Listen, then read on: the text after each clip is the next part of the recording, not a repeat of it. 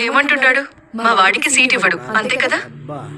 వదిలే భారతి, మేము మీతో ఉండేది సీట్ కోసం కాదు,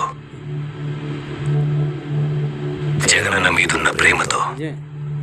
అన్న, నీకు కష్టం వచ్చినప్పుడు మా చేతనైంది చేసినా. నువ్వు నాకు సీట్ ఇచ్చినా లేకపోయినా మేమెప్పుడు నీ పక్కనే ఉంటాం. నీ మంచితనం జగన్ కి ఇంకా అర్థం కావడం లేదులే బావా.